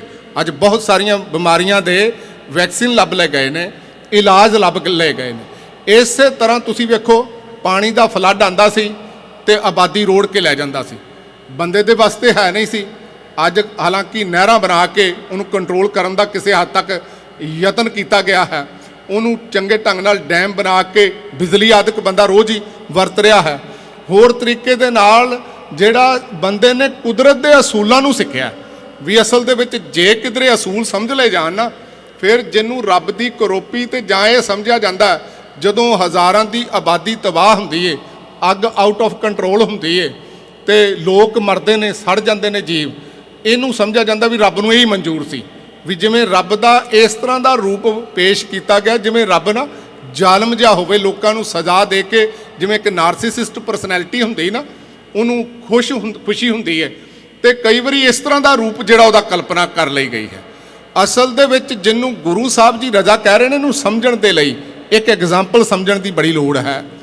ਆ ਜਿਹੜਾ 17ਵੀਂ ਸਦੀ ਦੀ ਬਿਗਨਿੰਗ ਦੇ ਵਿੱਚ ਨਾ, ਜਿਹੜਾ ਖਾਸ ਕਰਕੇ 1618 ਤੋਂ ਪਹਿਲਾਂ ਜਿਹੜਾ ਸਾਰਾ ਦੁਨੀਆ ਸੀ ਨਾ, ਉਹਦੀ ਜਿਹੜੀ ਵਿਆਖਿਆ ਹੁੰਦੀ ਸੀ, ਉਦੋਂ ਗਾਡ ਸੈਂਟਰਿਕ ਸੀ ਸਾਰਾ ਵਰਲਡ। ਜਿਵੇਂ ਸਾਇੰਸ ਦੀ ਦੁਨੀਆ ਦੇ ਵਿੱਚ ਜਿਹੜਾ ਜੀਓ ਸੈਂਟਰਿਕ ਵਰਲਡ ਸੀ, ਤੁਹਾਨੂੰ ਪਤਾ ਧਰਤੀ ਨੂੰ ਸੈਂਟਰ ਪੁਆਇੰਟ ਮੰਨਿਆ ਗਿਆ ਸੀ ਵੀ ਸੂਰਜ ਦੇ ਦੁਆਲੇ ਘੁੰਮਦਾ। ਤੇ ਕੈਪਰੀਕਨ ਥਿਊਰੀ ਜਿਹੜੀ ਆਈ ਸਾਇੰਸ ਦੀ, ਖਾਸ ਕਰਕੇ ਕਾਪਰਨਿਕਸ ਵੱਲੋਂ, ਉਸ ਤੋਂ ਬਾਅਦ ਗਲੀਲੀਓ, ਹੋਰ ਵਿਦਵਾਨਾਂ ਨੇ ਉਹਦੇ ਤੇ ਕੰਮ ਕੀਤਾ। ਉਸ ਤੋਂ ਬਾਅਦ ਉਹਨਾਂ ਨੇ ਕਿਹਾ ਧਰਤੀ ਸੈਂਟਰ ਪੁਆਇੰਟ ਨਹੀਂ ਹੈ, ਅਸਲ ਦੇ ਵਿੱਚ ਹੀਲੀਓਸੈਂਟਰਿਕ ਬਣ ਗਿਆ ਵਰਲਡ, ਵੀ ਸੂਰਜ ਜਿਹੜਾ ਸੈਂਟਰ ਪੁਆਇੰਟ ਹੈ ਜਿਹੜਾ ਗਲੈਕਸੀ ਦਾ। ਸੇਮ ਇਸੇ ਤਰ੍ਹਾਂ ਪਹਿਲਾਂ ਜਿਹੜੀ ਰੱਬ ਦੀ ਵਿਆਖਿਆ ਸੀ ਨਾ, ਹੋਰ ਤਰੀਕੇ ਨਾਲ ਕੀਤੀ ਜਾਂਦੀ ਸੀ ਵੀ ਇਹ ਸਾਰਾ ਵਰਲਡ ਜਿਹੜਾ ਗਾਡ ਸੈਂਟਰਿਕ ਸੀ, ਵੀ ਰੱਬ ਜਿਹੜਾ ਸੁਪਰੀਮ ਪਾਵਰ ਹੈ, ਜੋ ਉਹਦੀ ਮਰਜ਼ੀ ਹੁੰਦੀ ਉਹ ਹੀ ਵਾਪਰਦਾ ਹੈ। ਦੁਨੀਆ ਦੇ ਅੰਦਰ ਅੱਗ ਨਾਲ ਆਬਾਦੀ ਤਬਾਹ ਹੋ ਜਾਣੀ, ਪ੍ਰੀਸਟਲੀ ਕਲਾਸ ਨੇ ਕਹਿਣਾ ਵੀ ਇਹ ਬੰਦੇ ਦੀ ਕੀਤੀ ਹੋਈ ਕਰਮਾਂ ਦੀ ਸਜ਼ਾ ਹੈ ਤੇ ਰੱਬ ਨੂੰ ਇਹ ਮਨਜ਼ੂਰ ਸੀ। ਫਲੱਡ ਨਾਲ ਦੁਨੀਆ ਦੇ ਜਾਂ ਹਵਾ ਦੇ ਨਾਲ ਕੋਈ ਤਬਾਹੀ ਹੋਣੀ ਜਾਂ ਕੁਦਰਤ ਦੇ ਵਿੱਚ ਕੁਝ ਵੀ ਵਾਪਰਦਾ ਸੀ, ਉਹਦੀ ਬੰਦੇ ਕੋਲ ਕੋਈ ਵੀ ਜਿਹੜੀ ਸਮਝਣ ਦੀ ਸਮਰੱਥਾ ਨਾ ਹੋਣ ਕਰਕੇ ਉਹਦੇ ਬਾਰੇ ਇਹ ਹੀ ਵਿਆਖਿਆ ਕੀਤੀ ਜਾਂਦੀ ਸੀ ਵੀ ਸ਼ਾਇਦ ਰੱਬ ਦੀ ਇਸ ਤਰ੍ਹਾਂ ਦੀ ਰਜ਼ਾ ਹੈ। ਉਸ ਤੋਂ ਬਾਅਦ ਜਦੋਂ ਜਿਹਨੂੰ ਕਿਹਾ ਜਾਂਦਾ ਨਾ ਇਨਲਾਈਟਨਮੈਂਟ ਪੀਰੀਅਡ, ਜਿਹਦੇ ਵਿੱਚ ਸਾਰੀ ਹਿਊਮੈਨਿਟੀ ਦੇ ਵਿੱਚ ਚੰਗੇ ਸਾਇੰਟੀਫਿਕ ਵਿਆਖਿਆ ਹੋਣੀ ਸ਼ੁਰੂ ਹੋਈ, ਉਦੋਂ ਨੇਚਰ ਨੂੰ ਸੈਂਟਰ ਮੰਨਿਆ ਗਿਆ। ਆਪਾਂ ਪਿਛਲੇ ਜਿਹੜੇ ਦੀਵਾਨਾਂ 'ਚ ਸਮਝ ਲਿਆ ਵੀ ਗੁਰੂ ਨਾਨਕ ਸਾਹਿਬ ਨੇ ਜਿਹੜੇ ਰੱਬ ਦੀ ਰਜ਼ਾ ਦੀ ਗੱਲ ਕੀਤੀ ਨਾ, ਇਹ ਇੰਨਾ ਇੰਪ੍ਰੈਸਿਵ ਹੈ ਵੀ ਅੱਜ ਜਿਹੜਾ ਨਾਨ ਬਲੀਵਰ ਬੰਦਾ ਹੈ ਨਾ, ਜਿਹੜਾ ਬੰਦਾ ਕਹਿੰਦਾ ਵੀ ਅੱਜ ਧਰਮ ਦੀ ਲੋੜ ਨਹੀਂ, ਸਾਇੰਟੀਫਿਕ ਟੈਂਪਰਾਮੈਂਟ ਪੈਦਾ ਕਰਨ ਦੀ ਲੋੜ ਹੈ, ਗੁਰਬਾਣੀ ਦੀ ਇੱਕ ਪੰਕਤੀ ਨੂੰ ਵੀ ਚੈਲੰਜ ਨਹੀਂ ਕੀਤਾ ਜਾ ਸਕਦਾ ਇੰਨਾ ਵਧੀਆ ਤੇ ਸਾਇੰਟੀਫਿਕ ਟੈਂਪਰਾਮੈਂਟ ਪੈਦਾ ਕਰਨ ਦੇ ਲਈ ਜੋ ਗੁਰੂ ਨਾਨਕ ਸਾਹਿਬ ਜੀ ਨੇ ਯਤਨ ਕੀਤਾ। ਸਾਡਾ ਜਿਹੜਾ ਰੱਬ ਦਾ ਪਿਛਲੇ ਦਿਨ ਹੀ ਅਸੀਂ ਸਰੂਪ ਸਮਝਿਆ ਨਾ, ਕਿਸੇ ਮੈਟਾ ਫਿਜ਼ੀਕਲ ਵਰਲਡ ਦੇ ਅੰਦਰ ਨਹੀਂ, ਇਹ ਸੰਸਾਰ ਕੁਦਰਤੀ ਹੈ। ਇਹ ਵਿਸ ਸੰਸਾਰ ਤੁਮ ਦੇਖਦੇ, ਇਹ ਹਰ ਕਾ ਰੂਪ ਹੈ। ਇਹਦੇ ਜਿਹੜੇ ਅਸੂਲ ਨੇ ਨਾ, ਕੁਦਰਤ ਦੇ ਲਾਜ਼ ਆਫ ਨੇਚਰ, ਜਿਹਨੂੰ ਅੱਜ ਜਿੱਥੇ ਸਾਇੰਸ ਜਾਂ ਅੱਜ ਦੀ ਸਾਰੀ ਐਜੂਕੇਸ਼ਨ ਬੇਸ ਹੈ, ਜਿਹਦੇ ਲਈ ਸਰਕਾਰਾਂ ਬੜਾ ਜ਼ੋਰ ਲਾ ਰਹੀਆਂ, ਗੁਰੂ ਸਾਹਿਬ ਉਸ ਰਜ਼ਾ ਦੀ ਗੱਲ ਕਰ ਰਹੇ ਨੇ, ਹੁਕਮ ਦੀ। ਉਹ ਹੁਕਮ ਦਾ ਮਤਲਬ ਨਿਯਮ ਦੂਸਰੀ ਪੌੜੀ ਦੇ ਵਿੱਚ ਗੁਰੂ ਸਾਹਿਬ ਨੇ ਟੋਟਲੀ ਬਿਆਨ ਕੀਤਾ ਹੈ। ਇਹਦਾ ਮਤਲਬ ਹੁਕਮ ਰਜ਼ਾਈ। ਰੱਬ ਕੀ ਹੈ? ਆ ਸਾਰੀ ਕੁਦਰਤ ਦਾ ਦਿਸਦਾ ਜਿਹੜਾ ਸਟਰਕਚਰ ਹੈ, ਟੈਂਜੀਬਲ ਹੈ, ਉਹ ਅਕਾਲ ਪੁਰਖ ਵਾਹਿਗੁਰੂ ਦੇ ਰੂਪ ਦੇ ਵਿੱਚ ਗੁਰੂ ਸਾਹਿਬ ਨੇ ਇਸ ਯੂਨੀਵਰਸ ਨੂੰ ਮੈਨੀਫੈਸਟੇਸ਼ਨ ਆਫ ਲਾਰਡ ਜਾਂ ਗॉड ਮੰਨਿਆ ਹੈ। ਦੂਸਰਾ, ਇਹਦੇ ਜਿੰਨੇ ਅਸੂਲ ਨੇ ਨਾ, ਉਹਨਾਂ ਨੂੰ ਫੋਲੋ ਕਰਨਾ। ਇਸ ਲਈ ਗੁਰੂ ਸਾਹਿਬ ਜੀ ਵੇਖੋ ਉਸ ਸਮੇਂ ਦੇ ਅਸੂਲ, ਜਦੋਂ ਜਪਜੀ ਨੂੰ ਆਰੰਭ ਕਰਦੇ ਨੇ ਤੇ ਗੁਰੂ ਸਾਹਿਬ ਜੀ ਦੀ ਪਹਿਲੀ ਪੰਕਤੀ ਪੜ੍ਹੀਏ, ਸੋਚਾ ਸੋਚ ਨਾ ਹੋਵਈ ਜੇ ਸੋਚੀ ਲੱਖ ਵਾਰ। ਇਹ ਪ੍ਰੀਸਟਲੀ ਕਲਾਸ ਵੱਲੋਂ ਅਗਿਆਨਤਾ ਦੇ ਵਸ ਹੋ ਕੇ ਲੋਕਾਂ ਨੂੰ ਦਿੱਤਾ ਹੋਇਆ ਡਿਸਪਲਿਨ ਸੀ, ਜਾਂ ਉਹਨਾਂ ਦੇ ਆਪਣੇ ਅਸੂਲ ਸਨ। ਜਿਵੇਂ ਕਿਹਾ ਜਾਂਦਾ ਸੀ ਵੀ ਜੇ ਬੰਦਾ ਸਾਰੀ ਜ਼ਿੰਦਗੀ ਪਾਪ ਕਰਦਾ ਰਿਹਾ ਤੇ ਹੁਣ ਪਾਪਾਂ ਨੂੰ ਦੂਰ ਕਰਨ ਦੇ ਲਈ ਉਹਨੂੰ ਕਿਸੇ ਇੱਕ ਥਾਂ ਤੇ ਕਿਸੇ ਤੀਰਥ ਤੇ ਜਾ ਕੇ ਇਸ਼ਨਾਨ ਕਰਨਾ ਚਾਹੀਦਾ। ਗੰਗਾ ਮਈਆ ਦੇ ਵਿੱਚ ਇਸ਼ਨਾਨ ਕਰੋ, ਤੇ ਜਦੋਂ ਜੇ ਸਰੀਰ ਤੁਹਾਡਾ ਪਵਿੱਤਰ ਰਹੇਗਾ, ਸਰੀਰ ਨੂੰ ਸੁੱਚਾ ਰੱਖੋ, ਤੇ ਇਹਦੇ ਨਾਲ ਅਸਲ ਦੇ ਵਿੱਚ ਤੁਹਾਨੂੰ ਜਿਹੜਾ ਰੱਬ ਦੀ ਪ੍ਰਾਪਤੀ ਹੋ ਜਾਏਗੀ, ਸਚਿਆਰਾ ਹੋ ਜਾਓਗੇ ਤੁਸੀਂ। ਉਹਨਾਂ ਦਾ ਜਿਹੜਾ ਆਪਣਾ ਅਸੂਲ ਸੀ। ਗੁਰੂ ਨਾਨਕ ਸਾਹਿਬ ਜੀ ਨੇ ਉਸ ਅੰਧ ਵਿਸ਼ਵਾਸ ਦਾ ਖੰਡਨ ਕੀਤਾ ਇੱਕ ਸ਼ਬਦ ਦੇ ਰਾਹੀਂ ਨਹੀਂ, ਸੈਂਕੜੇ ਸ਼ਬਦਾਂ ਰਾਹੀਂ। ਅੰਤਰ ਮੈਲ ਜੇ ਤੀਰਥ ਨਾਵੈ ਤਿਸ ਬੈਕੁੰਠ ਨਾ ਜਾਣਾ। ਗੁਰੂ ਸਾਹਿਬ ਜੀ ਨੇ ਕਿਹਾ, ਪਾਪ ਕਰੈ ਪੰਚਾਂ ਕੇ ਵਾਸਰੇ। ਬੰਦਾ ਅੰਦਰ ਦੀ ਸੋਚ ਨੂੰ ਤੇ ਚੇਂਜ ਨਹੀਂ ਕਰ ਰਿਹਾ। ਕਾਮ ਕ੍ਰੋਧ ਲੋਭ ਮੋਹ ਹੰਕਾਰ, ਉਹਦੇ ਅੰਦਰ ਇਹ ਹਾਰਮੋਨ, ਬੰਦੇ ਦੀ ਜਿਹੜੀ ਤਾਕਤ ਰੱਬ ਨੇ ਕੁਦਰਤ ਨੇ ਦਿੱਤੀ ਇਨੀਸ਼ੀਅਲ ਰੂਪ ਦੇ ਵਿੱਚ, ਇਹ ਪੋਟੈਂਸ਼ੀਅਲ ਹੈ। ਜੇ ਬੰਦਾ ਇਹਨੂੰ ਗਿਆਨ ਰਾਹੀਂ ਚੈਨਲਾਈਜ਼ ਕਰ ਲੇ ਐਨਰਜੀ ਨੂੰ, ਤੇ ਬੰਦਾ ਤੇ ਬੜੇ ਕੰਮ ਕਰ ਸਕਦਾ ਕੁਦਰਤ ਦੇ। ਪਰ ਬੰਦਾ ਉਹ ਕੰਮ ਨਹੀਂ ਕਰ ਰਿਹਾ, ਇਸ એનર્ਜੀ ਨੂੰ ਡਿਸਟਰਕਟਿਵ ਵੇ ਦੇ ਵਿੱਚ ਯੂਜ਼ ਕਰ ਰਿਹਾ। ਜੇ ਇਸ ਤਰ੍ਹਾਂ ਯੂਜ਼ ਕਰ ਰਿਹਾ, ਪੰਜਾਂ ਵਿਕਾਰਾਂ ਦੇ ਵਸ ਹੋ ਕੇ ਬੰਦੇ ਦੀ ਸੁਸਾਇਟੀ ਤੇ ਬੰਦਾ ਇੰਡੀਵਿਜੂਅਲੀ ਤੌਰ ਤੇ ਗਲਤ ਹੈ, ਤੇ ਉਹ ਤੇ ਕਰ ਰਿਹਾ, ਪਾਪ ਕਰ ਰਿਹਾ ਲੋਕਾਂ ਦੇ ਨਾਲ। ਪਾਪ ਕਰਾਂ ਪੰਚਾਂ ਕੇ ਵਾਸਰੇ।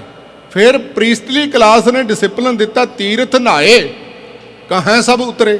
ਵੀ ਤੀਰਥ ਤੇ ਨਹਾਲਾ ਤੇ ਆਪ ਹੀ ਸਮਝ ਲੈ, ਭਾਵੇਂ ਤੈਨੂੰ ਮੈਸੇਜ ਨਹੀਂ ਆਇਆ। ਜਿਵੇਂ ਅਸੀਂ ਕਹਿੰਦੇ ਨਾ ਗੁਰਦੁਆਰੇ, ਵੀ ਬੰਦਾ ਬਾਹਰ ਗੁਨਾਹ ਕਰਕੇ ਹੁੰਦਾ ਤੇ ਗੁਰਦੁਆਰੇ ਅਰਦਾਸ ਕਰਦਾ ਵੀ ਗੁਰੂ ਸਾਹਿਬ ਜੀ ਰੱਬਾ ਮੈਨੂੰ ਬਖਸ਼ ਲਈ।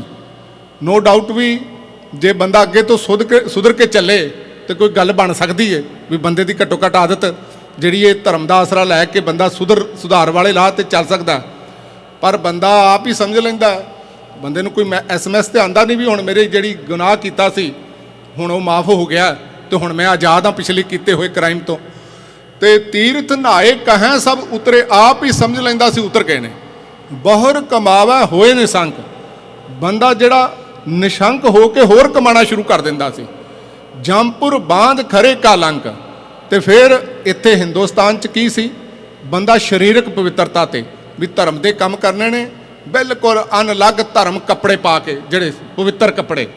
ਇਸੇ ਤਰ੍ਹਾਂ ਜੇ ਕੋਈ ਭੋਜਨ ਤਿਆਰ ਕਰਨਾ ਤੇ ਜਿਹਨੂੰ ਸਵੈਮ ਪਾਕੀ ਵੀ, ਬਿਲਕੁਲ ਕਿਸੇ ਦੂਜੇ ਦਾ ਹੱਥ ਨਹੀਂ ਲੱਗਣ ਦੇਣਾ। ਅੱਜ ਕਈ ਵਾਰੀ ਨਾ ਅੰਮ੍ਰਿਤਧਾਰੀ ਵੀ ਦੂਸਰੇ ਦਾ ਅਸਲ ਦੇ ਵਿੱਚ ਤਿਆਰ ਕੀਤਾ ਹੋਇਆ ਕਈ ਵਾਰੀ ਪ੍ਰਸ਼ਾਦਾ ਨਹੀਂ ਸਕਦੇ। ਇਹੋ ਜਿਹੀਆਂ ਵੀ ਸੰਪਰਦਾਵਾਂ ਸਾਡੇ 'ਚ ਹੈ ਨੇ। ਤੇ ਬੰਦਾ ਇਹ ਵਹਿਮ ਭਰਮ ਪਾਲ ਰਿਹਾ ਸੀ ਵੀ ਸਰੀਰ ਦੀ ਸੁਚਮਤਾ ਰਹਿਣ ਦੇ ਨਾਲ ਰੱਬ ਸ਼ਾਇਦ ਮੈਨੂੰ ਕਬੂਲ ਕਰ ਲਏਗਾ। ਪਰ ਜਿਹੜੀ ਕੁਦਰਤ ਦੇ ਵਿੱਚ ਅਸੀਂ ਰਹਿ ਰਹੇ ਹਾਂ ਨਾ, ਇਹਦਾ ਸਿਸਟਮ ਕੀ ਹੈ ਜੇ ਇਹਨੂੰ ਸਮਝੀਏ, ਇਹਦੇ 'ਚ ਕੁਝ ਵੀ ਸੂਚਾ ਨਹੀਂ ਹੈ। ਕਹੋ ਪੰਡਤ ਸੂਚਾ ਕੌਣ ਥਾਉ, ਜਹਾਂ ਬੈਸ ਹੋਂ ਭੋਜਨ ਖਾਉ। ਤੇ ਮਾਤਾ ਝੂਠੀ ਪਿਤਾ ਵੀ ਝੂਠਾ, ਝੂਠੇ ਹੀ ਫਲ ਲਾਗੇ ਆਵੇਂ ਝੂਠੇ, ਜਾਹੇ ਵੀ ਝੂਠੇ, ਝੂਠੇ ਮਰਾਂ ਅਪਾਗੇ। ਆ ਜਿਹੜੀ ਧਰਤੀ ਤੇ ਅਸੀਂ ਬੈਠੇ ਆ ਨਾ, ਪਹਿਲੀ ਵਾਰੀ ਨਹੀਂ ਬੈਠੇ। ਤੇ ਜੇ ਵਿਗਿਆਨਕ ਨਜ਼ਰੀਏ ਨਾਲ ਵੇਖੋ, ਹਜ਼ਾਰਾਂ ਜੀਵਾਂ ਦੇ ਜਿਹੜੇ ਇਸੇ ਮੁਰਦਾ ਘਾਟ ਦੇ ਉੱਤੇ ਹਰ ਥਾਂ ਤੇ ਬੈਠੇ ਆ, ਫੋਸਿਲ ਜਿਹੜੇ ਨੇ ਉਹਨਾਂ ਦੇ ਇੱਥੇ ਧਰਤੀ ਦੇ ਉੱਤੇ ਹੀ ਨੇ। ਤੇ ਬਾਬਾ ਫਰੀਦ ਜਿਹੜਾ ਕਹਿੰਦੇ ਨੇ ਨਾ, ਫਰੀਦਾ ਜਿਸ ਆਸਣ ਹਮ ਬੈਠੇ ਕੇਤੇ ਬੈਸ ਗਿਆ। ਤੇ ਜਿਹੜੀ ਤੁਸੀਂ ਵੇਖੋ ਹਵਾ ਲੈਂਦੇ ਆ ਆਪਾਂ, ਬੰਦਾ ਜਿੰਨਾ ਮਰਜ਼ੀ ਯਤਨ ਕਰੇ ਤੇ ਬੰਦਾ ਸ਼ੂਦਰਾਂ ਦੇ ਨਾਲ, ਕਈਆਂ ਨੂੰ ਕਹਿ ਕੇ ਨਾ ਸ਼ੂਦਰ ਨਫ਼ਰਤ ਕਰਦਾ ਸੀ ਬੰਦੇ ਨਾਲ, ਬੰਦਾ ਜਾਨਵਰਾਂ ਨਾਲ ਵੀ ਨਫ਼ਰਤ ਕਰੇ, ਪਰ ਹਵਾ ਦਾ ਕੋਈ ਪ੍ਰਬੰਧ ਨਹੀਂ ਹੈ। ਵੇਖੋ ਤੁਸੀਂ ਕਈ ਵਾਰੀ ਨਾ ਇੱਥੇ ਤੇ ਹੋਰ ਤਰੀਕੇ ਨਾਲ ਜਿਹੜੇ ਪੈਟਸ ਨੇ, ਡੌਗ ਵਗੈਰਾ ਨੂੰ ਟਰੀਟ ਕਰਦੇ ਨੇ ਲੋਕ, ਕਈ ਵਾਰੀ ਗੋਰੇ ਲੋਕ ਉਹਨਾਂ ਦੇ ਮੂੰਹ 'ਚ ਬਿਸਕੁਟ ਪਾ ਕੇ ਆਪ ਵੀ ਖਾ ਲੈਂਦੇ ਨੇ, ਪਰ ਇੰਡੀਅਨ ਬੰਦੇ ਸਾਰੇ ਨਹੀਂ ਕਰਦੇ, ਥੋੜ੍ਹੀ ਜਿਹੀ ਨਫ਼ਰਤ ਹੁੰਦੀ ਹੈ। ਪਰ ਹਵਾ ਜਿਹੜੀ ਹੈ ਉਹਦੇ ਸਾਰੇ ਜਾਨਵਰ ਵੀ ਲੈ ਰਹੇ ਨੇ ਤੇ ਸਾਨੂੰ ਵੀ ਲੈਣੀ ਪੈਂਦੀ। ਤੁਸੀਂ ਵੱਡੇ ਤੋਂ ਵੱਡੇ ਅੰਮ੍ਰਿਤਧਾਰੀ ਹੋਵੋ ਜਾਂ ਕਿਸੇ ਵੀ ਧਰਮ ਨੂੰ ਫੋਲੋ ਕਰਨ ਵਾਲੇ ਹੋਵੋ, ਆ ਜਿਹੜਾ ਸ਼ੰਕਰਾਚਾਰਿਆ ਨਾ ਹਿੰਦੂ ਵੀਰਾਂ ਦਾ ਗੁਰੂ, ਉਹਨੇ ਕਈ ਵਾਰੀ ਹਿੰਦੁਸਤਾਨ ਨੂੰ, ਗੌਰਮੈਂਟ ਨੂੰ ਕਹਿ ਕੇ, ਕਿਉਂਕਿ ਉਹਨਾਂ ਦੀ ਪੋਲੀਟੀਕਲ ਪਾਵਰ ਚੱਲਦੀ ਹੈ, ਉਹਨੇ ਇਜਾਜ਼ਤ ਲਈ ਸੀ ਵੀ ਜਦੋਂ ਮੈਂ ਏਅਰਪੋਰਟ ਤੇ ਆਵਾਂ ਮੈਨੂੰ ਕੋਈ ਬੰਦਾ ਚੈੱਕ ਨਾ ਕਰੇ, ਹੱਥ ਨਾ ਲਾਏ, ਤਾਂ ਕਿ ਕਿਉਂਕਿ ਮੈਂ ਪਿੱਟ ਜਾਣਾ, ਮੈਂ ਅਸਲ ਦੇ ਵਿੱਚ ਇਸ਼ਨਾਨ ਪਾਣੀ ਕਰਕੇ ਆਇਆ ਹੁੰਦਾ, ਧਰਮ ਦੇ ਕੰਮ ਅੱਗੇ ਜਾ ਕੇ ਕਰਨੇ ਹੁੰਦੇ ਨੇ, ਇਸ ਕਰਕੇ ਚੈਕਿੰਗ ਨਹੀਂ ਹੋਣੀ ਚਾਹੀਦੀ। ਤੇ ਉਹਨਾਂ ਨੂੰ ਉਹ ਮਿਲੀ ਵੀ ਇਜਾਜ਼ਤ, ਪਰ ਅੰਦਰ ਪਲੇਨ ਦੇ ਬਹਿ ਕੇ ਲੋਕੀ ਵਾਈਨ ਪੀ ਰਹੇ ਹੁੰਦੇ ਨੇ, ਲੋਕੀ ਜਿਹੜੇ ਦੂਜੇ ਬੰਦਾ ਉਹਦੇ 'ਚ ਤੇ ਕੁਝ ਨਹੀਂ ਕਰ ਸਕਦਾ, ਉੱਥੇ ਤੇ ਸਵਾਸ ਆ ਹੀ ਰਹੇ ਨੇ। ਅਸਲ ਦੇ ਵਿੱਚ ਇਸੇ ਤਰ੍ਹਾਂ ਜਿਹੜਾ ਪਾਣੀ ਦਾ ਗਲਾਸ ਅਸੀਂ ਪੀਂਦੇ ਆ ਨਾ, ਜਾਂ ਹੱਥ ਧੋ ਕੇ ਕਹਿੰਦੇ ਆ ਵੀ ਪਵਿੱਤਰ ਹੋ ਗਿਆ, ਇਹ ਐਵੈਪੋਰੇਟ ਹੋ ਕੇ ਜਾਂਦਾ, ਤੁਹਾਨੂੰ ਪਤਾ, ਤੇ ਸਾਡੇ ਸਵਾਸਾਂ ਤੋਂ ਤਾਂ ਨਹੀਂ ਜਾਂਦਾ ਨਾ। ਜਾਨਵਰ ਵੀ ਜਿਹੜੇ ਉਹਨਾਂ ਦੀ ਸਵੈਟਿੰਗ ਹੁੰਦੀ ਹੈ, ਕਈ ਮਰੇ ਹੋਏ ਜਾਨਵਰ ਨੇ, ਉਹਨਾਂ ਦਾ ਵੀ ਅੰਦਰ ਬਾਡੀ ਦਾ ਪਾਣੀ ਉੱਤੇ ਜਾਂਦਾ, ਤੇ ਉਹ ਸਾਰਾ ਇਕੱਠਾ ਹੋ ਕੇ ਸਾਡੇ ਗਲਾਸ 'ਚ ਜਦੋਂ ਆਉਂਦਾ ਨਾ, ਉਹ ਅਸੀਂ ਪਹਿਲੀ ਵਾਰੀ ਨਹੀਂ ਪੀ ਰਹੇ, ਅਸੀਂ ਭੁਲੇਖੇ ਦੇ ਵਿੱਚ ਆ, ਉਹ ਅਸਲ ਦੇ ਵਿੱਚ ਕਰੋੜਾਂ ਵਾਰੀ ਪਹਿਲਾਂ ਪੀਤਾ ਜਾ ਚੁੱਕਾ। ਅਸਲ ਵਿੱਚ ਜਿਹੜਾ ਗਲਾਸ ਪਾਣੀ ਦਾ ਅਸੀਂ ਪੀ ਰਹੇ ਹਾਂ, ਜਾਂ ਭਾਵੇਂ ਇੱਥੋਂ ਤੱਕ ਵੀ ਧਰਮ ਦੀ ਡਿਸ਼, ਕਿਸੇ ਮੰਦਿਰ ਦੀ ਖੀਰ ਬਣਾਉਣੀ ਹੋਵੇ ਜਾਂ ਗੁਰਦੁਆਰੇ ਦੇ ਵਿੱਚ ਕੜਾਹ ਪ੍ਰਸ਼ਾਦ ਵੀ ਅਸੀਂ ਤਿਆਰ ਕਰਨਾ ਪਏ, ਉਹ ਪਹਿਲੀ ਵਾਰੀ ਨਹੀਂ ਤਿਆਰ ਕਰ ਰਹੇ, ਉਹ ਅਸਲ ਦੇ ਵਿੱਚ ਰਿਸਾਈਕਲ ਹੋ ਕੇ ਕਰੋੜਾਂ ਅਰਬਾਂ ਵਾਰੀ ਕੁਦਰਤ ਦੇ ਵਿੱਚ ਸਦੀਆਂ ਤੋਂ ਆ ਰਿਹਾ ਹੈ, ਉੱਤੇ ਜਾ ਰਿਹਾ, ਵੈਪੋਰੇਸ਼ਨ ਹੋ ਕੇ ਫਿਰ ਆ ਰਿਹਾ ਹੈ। ਇਸ ਕਰਕੇ ਬੰਦੇ ਕੋਲ ਕੋਈ ਪ੍ਰਬੰਧ ਨਹੀਂ ਹੈ ਕਿ ਉਹ ਜਿਹੜਾ ਚੀਜ਼ਾਂ ਨੂੰ ਸੁੱਚਾ, ਗੁਰੂ ਸਾਹਿਬ ਜੀ ਨੇ ਜ਼ਿਕਰ ਕੀਤਾ ਨਾ, ਪਾਣੀ ਝੂਠਾ, ਗੁਰਬਾਣੀ ਦੇ ਵਿੱਚ ਪੂਰੀਆਂ ਪੰਕਤੀਆਂ, ਪੂਰਾ ਸ਼ਬਦ ਹੈ। ਇਸ ਕਰਕੇ ਗੁਰੂ ਸਾਹਿਬ ਜੀ ਨੇ ਕਿਹਾ ਵੀ ਚੀਜ਼ਾਂ ਨੂੰ ਸੁੱਚਿਆਂ ਕਰਨ ਦੇ ਰਾਹ ਤੇ ਨਾ ਪਾਓ, ਤੇ ਤੁਹਾਨੂੰ ਇਹ ਮੰਨ ਲੈਣਾ ਚਾਹੀਦਾ ਹੈ, ਮਾਟੀ ਕਾ ਕਿਆ ਧੋਪੈ ਸੁਆਮੀ, ਮਾਨਸ ਕੀ ਗਤ ਇਹੀ, ਮਿੱਟੀ ਨੂੰ ਤੁਸੀਂ ਧੋ ਨਹੀਂ ਸਕਦੇ। ਇਸੇ ਤਰ੍ਹਾਂ ਗੁਰੂ ਸਾਹਿਬ ਨੇ ਕਿੰਨੇ ਸਾਇੰਟੀਫਿਕ ਖਿਆਲ ਦਿੱਤੇ, ਨਾਨਕ ਸੂਚੇ ਇਹ ਨਾ ਆਖੀਆਂ, ਬਹਿਣ ਜੇ ਪਿੰਡਾ ਧੋਏ, ਸੂਚੇ ਸਹੀ ਨਾਨਕਾ ਜਿਨ ਮਨ ਵਸਿਆ ਸੋਏ, ਕਿ ਬੰਦਿਆ ਤੂੰ ਆਪਣੀ ਹਿਊਮੈਨਿਟੇਰੀਅਨ ਵੈਲਿਊ ਦੇ ਉੱਤੇ ਕੰਮ ਕਰਨਾ ਹੈ, ਅੰਦਰ ਦੀਆਂ ਬਿਰਤੀਆਂ ਨੂੰ, ਕਾਮ ਕ੍ਰੋਧ ਲੋਭ ਮੋਹ ਹੰਕਾਰ ਝੂਠ ਫਰੇਬ, ਇਹਨਾਂ ਨੂੰ ਛੱਡਣ ਦਾ ਯਤਨ ਕਰਨਾ। ਬਾਹਰ ਤੇ ਕੁਦਰਤ ਦਾ ਸਿਲਸਿਲਾ ਇਸੇ ਤਰ੍ਹਾਂ ਹੀ ਚੱਲਣਾ। ਇਹਦੇ ਤੇ ਬੰਦੇ ਜਿਹੜੇ ਧਰਤੀ ਤੋਂ ਜਾਣੇ ਨੇ, ਰਿਸਾਈਕਲ ਹੋ ਕੇ ਪਾਣੀ ਵੀ ਆਣਾ, ਇਹਨਾਂ ਤੱਤਾਂ ਨਾਲ ਵਾਰ-ਵਾਰ ਹਿਊਮੈਨਿਟੀ ਦਾ ਜਿਹੜਾ ਵਾਹ ਪੈਣਾ ਹੈ। ਇਸ ਕਰਕੇ ਸਿੱਖ ਧਰਮ ਦੇ ਵਿੱਚ ਸੁੱਚਮ ਨਹੀਂ, ਸਫਾਈ ਦਾ ਖਿਆਲ ਰੱਖਿਆ ਗਿਆ। ਹਾਂ, ਅਸੀਂ ਸਫਾਈ ਵੀ ਬਿਮਾਰੀਆਂ ਨਾ, ਡਿਜ਼ੀਜ਼ ਨਾ ਅੱਗੇ ਪੈਦਾ ਹੋਣ, ਉਹਦਾ ਅਸੀਂ ਪ੍ਰੀਕਾਸ਼ਨ ਲੈਣਾ ਹੈ, ਪਰ ਅਸਲ ਦੇ ਵਿੱਚ ਸੋਚਮ ਝੂਠ ਨੂੰ ਗੁਰਬਾਣੀ ਨਹੀਂ ਜਿਹੜੀ ਮੰਨਦੀ। ਇਸ ਕਰਕੇ ਹਰ ਚੀਜ਼ ਕੁਦਰਤ ਦੇ ਵਿੱਚ ਰਿਸਾਈਕਲ ਹੋ ਰਹੀ ਹੈ। ਇਸੇ ਤਰ੍ਹਾਂ ਗੁਰੂ ਸਾਹਿਬ ਜੀ ਨੇ ਅਗਲਾ ਖਿਆਲ ਦਿੱਤਾ ਵੀ ਚੁੱਪ ਨਾ ਹੋ ਬਈ ਜੇ ਲਾਏ ਰਹਾ ਲਿਵਤਾਰ। ਦੂਸਰਾ ਸੀ ਮੈਡੀਟੇਸ਼ਨ ਦਾ ਰਾਹ। ਅੱਜ ਨਾ ਤੁਹਾਨੂੰ ਪਤਾ ਐਂਜ਼ਾਈਟੀ ਬੜੀ ਵੱਧ ਰਹੀ ਹੈ, ਡਿਪਰੈਸ਼ਨ, ਤੇ ਕਈ ਲੋਕ ਵੱਖ-ਵੱਖ ਰੰਗ ਬਰੰਗੀਆਂ ਮੈਡੀਟੇਸ਼ਨ ਦੀਆਂ ਪद्धਤੀਆਂ, ਮੈਥਡ ਨੇ, ਉਹ ਲਾਂਚ ਕਰ ਰਹੇ ਨੇ, ਤੇ ਕੋਈ ਵੀ ਲਾਂਚ ਕਰ ਸਕਦਾ ਬ੍ਰੇਨ ਦੇ ਲਈ, ਕਹਿੰਦੇ ਨੇ ਕੰਮ ਕਰਦੀਆਂ। ਤੇ ਅਸਲ ਦੇ ਵਿੱਚ ਉਹ ਕਈ ਧਾਰਮਿਕ ਲੋਕ ਇਹਦੇ ਬਾਰੇ ਵੀ ਕਹਿ ਰਹੇ ਨੇ, ਵੇਖੋ ਜੀ ਬੰਦਾ ਇਹ ਪਰਵਾਹ ਨਹੀਂ ਸੀ ਕਰਦਾ ਸਾਡੀ, ਤੇ ਅੱਜ ਜਦੋਂ ਐਂਜ਼ਾਈਟੀ ਵੱਧ ਰਹੀ ਫਿਰ ਧਰਮ ਵੱਲ ਮੁੜ ਰਿਹਾ। ਹਾਲਾਂਕਿ ਉਹ ਜਿਹੜੀ ਮੈਡੀਟੇਸ਼ਨ ਦਾ ਰਾਹ ਦੇ ਰਹੇ ਨੇ ਨਾ, ਗੁਰੂ ਨਾਨਕ ਸਾਹਿਬ ਦੇ ਲਈ ਉਹ ਧਰਮ ਨਹੀਂ ਹੈ, ਉਹ ਜਿਹੜਾ ਇੱਕ ਅੰਧ ਵਿਸ਼ਵਾਸ ਹੈ। ਕਿਵੇਂ? ਜਿਵੇਂ ਇੱਕ ਤੇ ਅਨਹਦ ਨਾਦ ਸੁਣਨ ਦੀ ਗੱਲ ਕਰਦੇ ਨੇ ਵੀ ਸਾਰੇ ਦਰਵਾਜ਼ੇ ਤੁਸੀਂ ਬੰਦ ਕਰ ਲਓ ਤੇ ਇੱਥੇ ਧਿਆਨ ਜੋੜ ਲਓ। ਕਈ ਤੇ ਲਾਈਟ ਜੀ ਜਗਾ ਕੇ ਬਿੰਦੂ ਤੇ ਕੰਸਨਟਰੇਟ ਕਰਦੇ ਨੇ, ਕਈ ਬੰਦਾ ਤਾਰੇ ਦੇ ਉੱਤੇ ਲੋ ਦੇ ਨਾਲ ਆਪਣਾ ਧਿਆਨ ਕਰ ਰਿਹਾ, ਕੋਈ ਅੱਖਾਂ ਦੇ ਇੱਥੇ ਧਿਆਨ ਟਿਕਾਉਂਦਾ ਹੈ। ਤੇ ਕਹਿੰਦੇ ਨੇ ਲਗਾਤਾਰ ਚੁੱਪ ਰਹਿਣ ਦੇ ਨਾਲ, ਮੌਨ ਧਾਰਨ ਕਰਨ ਦੇ ਨਾਲ ਅੰਦਰੋਂ ਹੀ ਬੰਦੇ ਦੀਆਂ ਆਵਾਜ਼ਾਂ ਸੁਣਨੀਆਂ ਸ਼ੁਰੂ ਹੋ ਜਾਂਦੀਆਂ, ਜਿਹਨੂੰ ਅਨਹਦ ਨਾਦ ਕਿਹਾ ਜਾਂਦਾ। ਹਾਲਾਂਕਿ ਹੁਣ ਡਾਕਟਰਾਂ ਨੇ ਦੱਸ ਦਿੱਤਾ ਵੀ ਅਸੀਂ ਕਿਵੇਂ ਸੁਣਨੇ ਆ, ਇਹਦਾ ਅਸਲੀ ਰੀਜ਼ਨ ਕੀ ਹੈ। ਅੱਜ ਜਦੋਂ ਬੋਲ ਰਿਹਾ ਨਾ ਕੋਈ, 에ਅਰ ਪਾਰਟੀਕਲਸ ਜਾ ਰਹੇ ਨੇ ਸਾਡੇ ਕੰਨ ਦੇ, ਈਅਰ ਡਰਮਸ ਜਿਹੜੇ ਨੇ ਇਹਨਾਂ ਦੇ ਅੰਦਰ ਵਾਈਬ੍ਰੇਸ਼ਨ ਪੈਦਾ ਕਰਦੇ ਨੇ। ਇਹ ਵਾਈਬ੍ਰੇਸ਼ਨ ਅੱਗੇ ਜਿਹੜੀ ਔਸੀਕਲਸ ਨੇ ਉੱਥੇ ਤੱਕ ਭੇਜਦੇ ਨੇ। ਫਿਰ ਅੱਗੇ ਕੋਕੈਲੀਆ ਹੁੰਦਾ ਹੈ, ਤੁਹਾਨੂੰ ਪਤਾ, ਜਿਹਦੇ 'ਚ ਲਿਕੁਇਡ ਹੈ, ਤੇ ਉਹਦੇ 'ਚ ਜਿਹੜੀਆਂ ਏਅਰ ਨਰਵਸ ਹੁੰਦੀਆਂ ਨਾ, ਹੇਅਰ ਨਰਵਸ, ਉਹ ਇਲੈਕਟ੍ਰਿਕ ਜਿਹੜੇ ਮੈਸੇਜ ਪੈਦਾ ਕਰਦੀਆਂ ਜਿੱਥੇ ਬ੍ਰੇਨ ਤੱਕ ਪਹੁੰਚਦਾ, ਤੇ ਤਾਂ ਸਾਡਾ ਬ੍ਰੇਨ ਸੁਣਦਾ, ਇਹ ਸੁਣਦਾ ਗੱਲ। ਫਿਰ ਬ੍ਰੇਨ ਜਿਹੜਾ ਨਾ, ਇਹਦੇ 'ਚ ਇੰਨੀ ਪਾਵਰ ਹੈ, ਇਹ ਇਮੇਜਿਨ ਕਰਕੇ ਜਦੋਂ ਬੰਦਾ ਸੁੱਤਾ ਹੁੰਦਾ ਹੈ ਨਾ, ਉਦੋਂ ਸਾਨੂੰ ਤਸਵੀਰਾਂ ਦਿਖਾ ਦਿੰਦਾ, ਅਸੀਂ ਸਮੈਲ ਕਰਨੇ ਆ, ਕਈ ਵਾਰੀ ਟੱਚ ਕਰ ਰਹੇ ਹੁੰਦੇ ਆ ਕਿਸੇ ਨੂੰ, ਇਸ ਤਰ੍ਹਾਂ ਦੇ ਅਹਿਸਾਸ ਪੈਦਾ ਕਰ ਦਿੰਦਾ। ਸੇਮ ਇਸੇ ਤਰ੍ਹਾਂ ਇੱਕ ਟਿਨੀਟਸ ਬਿਮਾਰੀ ਹੈ, ਅੱਜ 15 ਤੋਂ 20% ਲੋਕਾਂ ਨੂੰ ਜਿਹੜੀ ਇਹ ਬਿਮਾਰੀ ਹੈ ਇੱਥੇ ਹਰ ਥਾਂ ਤੇ। ਉਸ ਕਰਕੇ ਉਹਨਾਂ ਨੂੰ ਸਪੈਸ਼ਲ ਕਿਸਮ ਦਾ ਸਾਊਂਡ ਲਗਾਤਾਰ ਦਿਨ ਰਾਤ ਸੁਣਦਾ ਹੀ ਮਹਿਸੂਸ ਹੁੰਦਾ। ਉਹਨਾਂ ਨੂੰ ਲੱਗਦਾ ਵੀ ਅਨਹਦ ਰਾਤ ਵੱਜਣ ਲੱਗ ਪਿਆ। ਤੇ ਗੁਰੂ ਸਾਹਿਬ ਜੀ ਨੇ ਕਿਹਾ, ਚੁੱਪ ਹੈ ਚੁੱਪ ਨਾ ਹੋ ਬਈ, ਜੇ ਲਾਏ ਰਹਾ ਲਿਵਤਾਰ। ਸਦੀਆਂ ਤੁਸੀਂ ਸਮਾਧੀ ਲਾ ਕੇ ਬੈਠੇ ਰਹੋ, ਜਿਹੜਾ ਸਾਊਂਡ ਆਫ ਸਾਇਲੈਂਸ ਸੁਣਦੇ ਰਹੋ ਜਾਂ ਸਪੈਸ਼ਲ ਕਿਸਮ ਦੀ ਮੈਡੀਟੇਸ਼ਨ ਕਰੋ, ਇਹਦੇ ਨਾਲ ਨਹੀਂ ਗੱਲ ਬਣੇਗੀ। ਗੱਲ ਬਣੇਗੀ ਅਸਲ ਦੇ ਵਿੱਚ ਧਰਮ ਦੇ ਡਿਸਪਲਿਨ ਨੂੰ ਅਪਣਾ ਕੇ। ਇਹਦਾ ਮਤਲਬ ਇਹ ਹੈ ਵੀ ਗੁਰੂ ਸਾਹਿਬ ਨੇ ਸਾਨੂੰ ਹਿਊਮਨ ਬੀਇੰਗ ਨੂੰ ਜਿਹੜਾ ਡਿਸਪਲਿਨ ਤੇ ਪ੍ਰਿੰਸੀਪਲਸ ਦੇ ਉੱਤੇ ਕੰਮ ਕਰਨ ਦੇ ਲਈ ਕਿਹਾ ਹੈ, ਜਿਸ ਕਰਕੇ ਅੰਦਰੋਂ ਅਸੀਂ ਚੰਗੇ ਇਨਸਾਨ ਬਣਨਾ ਹੈ, ਜਿਹਨੂੰ ਸਚਿਆਰਾ ਕਿਹਾ, ਕਿਉਂਕਿ ਸਮਾਂ ਇਜਾਜ਼ਤ ਨਹੀਂ ਦਿੰਦਾ। ਇਸ ਕਰਕੇ ਇੱਥੇ ਹੀ ਵਿਚਾਰਾਂ ਦੀ ਸਮਾਪਤੀ ਹੈ। ਤੇ ਗੁਰੂ ਸਾਹਿਬ ਜੀ ਕਿਰਪਾ ਕਰਨ, ਜੇ ਫਿਰ ਕਦੇ ਸਮਾਂ ਮਿਲਿਆ ਇਹ ਤੋਂ ਆਪਾਂ ਕੰਟੀਨਿਊ ਕਰ ਸਕਾਂਗੇ। ਗਲਤੀਆਂ ਭੁੱਲਾਂ ਦੀ ਖਿਮਾ ਕਰਦੇ ਹੋਏ ਪ੍ਰਬੰਧਕ ਸੱਜਣਾ ਦਾ ਧੰਨਵਾਦ, ਇੱਥੋਂ ਦੇ ਸਟਾਫ ਦਾ, ਸਾਧ ਸੰਗਤ ਦਾ, ਕਿਉਂਕਿ ਮੈਨੂੰ ਪਹਿਲੀ ਵਾਰੀ ਆਉਣ ਦਾ ਮੌਕਾ ਮਿਲਿਆ, ਪਰ ਕਾਫੀ ਸੰਗਤ ਦੇ ਵਿੱਚੋਂ ਜਿਹੜੇ ਸੱਜਣ ਸੀ ਸੱਚਾਈ ਨੂੰ ਐਕਸੈਪਟ ਕਰਦੇ ਸੀ, ਤੇ ਮੈਨੂੰ ਇੱਥੇ ਆ ਕੇ ਚੰਗਾ ਫੀਲ ਹੋਇਆ ਵੀ ਘੱਟੋ ਘੱਟ ਗੁਰਬਾਣੀ ਦੇ ਅਸੂਲਾਂ 'ਤੇ ਕੰਮ ਕਰਨ ਦੇ ਲਈ ਜੇ ਕਰਨਾ ਹੋਵੇ, ਤੇ ਅੱਜ ਸਿੱਖਾਂ ਦੇ ਵਿੱਚ ਵੀ ਇਹੋ ਜਿਹੀ ਰੁਚੀ ਹੈ ਵੀ ਬਹੁਤ ਸਾਰੇ ਸੱਚ ਵੀ ਸੁਣਨ ਲਈ ਤਿਆਰ ਨੇ। ਗੁਰੂ ਸਾਹਿਬ ਜੀ ਮਿਹਰ ਕਰਨ, ਅਸੀਂ ਸੱਚਾਈ ਨੂੰ ਜੇ ਚੰਗੇ ਢੰਗ ਦੇ ਨਾਲ ਵਿਆਖਿਆ ਕਰਕੇ ਸਮਝ ਸਕੀਏ ਤੇ ਅਸੀਂ ਬਹੁਤ ਕੁਝ ਕਰ ਸਕਦੇ ਹਾਂ। ਸੁਸਾਇਟੀ ਦੇ ਵਿੱਚ ਉਹੋ ਜਿਹਾ ਸਮਾਜ ਜਿਹੜਾ ਗੁਰੂ ਸਾਹਿਬ ਨੇ ਸਿਰਜਿਆ ਸੀ, ਸਿਰਜਿਆ ਜਾ ਸਕਦਾ ਹੈ। ਹੁਣ ਸਮੁੱਚੇ ਪ੍ਰਬੰਧਕਾਂ ਦਾ, ਗੁਰੂ ਗ੍ਰੰਥ ਸਾਹਿਬ ਜੀ ਦਾ, ਸਟਾਫ ਦਾ, ਸਾਰੀ ਸੰਗਤ ਦਾ ਸਮੂਹਕ ਰੂਪ ਦੇ ਵਿੱਚ ਧੰਨਵਾਦ ਹੈ ਜੀ। ਵਾਹਿਗੁਰੂ ਜੀ ਕਾ ਖਾਲਸਾ, ਵਾਹਿਗੁਰੂ ਜੀ ਕੀ ਫਤਿਹ।